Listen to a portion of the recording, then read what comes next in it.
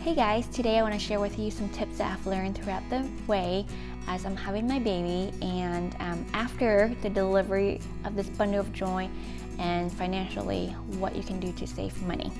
So first of all, based on the statistic, according to the USDA, the total cost of raising a child born in 2013 until age 17 is about $245,000.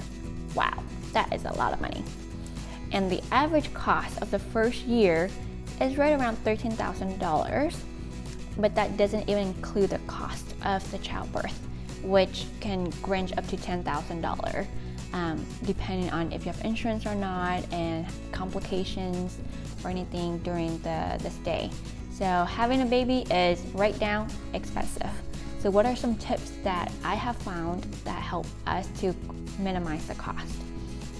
First of all, looking into your health insurance. If you have one versus if your partner has one, look at the plan and see who has a better health insurance. And trust me, one of you will probably have a better one. As it turns out, my husband has a better insurance plan than I do, because it would cost $200 for facility or hospital stay for his insurance versus it will cost me a couple $1,000s on my health insurance, because for him it's a flat fee on his insurance versus for me it's based on co-insurance, so I'll pay 10% out of the cost and our company would pay 90%. But when it comes to percentages, it can add up a lot. So right as we know that we were going to have a baby, I actually switched my insurance, and this requires some planning. So you have to look, because only once a year that you're allowed to have new enrollee on the insurance plan.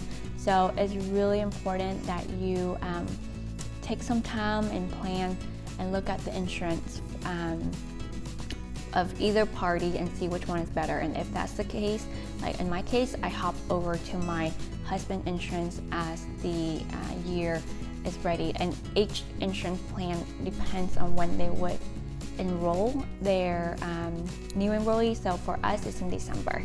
So that's one thing that you really want to look at, because that will save you thousands of dollars on the insurance plan. Second is be a minimalist. You want to look at, when you are starting to look for baby items, there are thousands of things online, and there are a lot of things that are like, oh wow, it's nice to have, but be a minimalist. For us, it comes down to, we need a car seat, we need a crib, we need a play yard, and a swing. Done. And diapers. That's it. You can get a lot of other fancy things, but you don't need to. And even in those items, you can also look at most affordable items, and sometimes it's okay to get used items. Again, up to your preference. Some of the used items, or even like hand-me-down, if you have siblings or friends that just gave birth, or having only a very young toddler, they probably still have a lot of the stuff that they can give it to you, like clothing. Your kid, the newborn will grow so fast at a rapid pace, and you don't have to buy a lot of clothes. And if you can get those hand-me-down clothes from your sister, brother, sibling, friends, do so. So those are the two biggest things that I would say in terms of cost saving, is that honestly, you don't need to buy a lot of items. Be a minimalist, and that will save you tremendously a lot of money.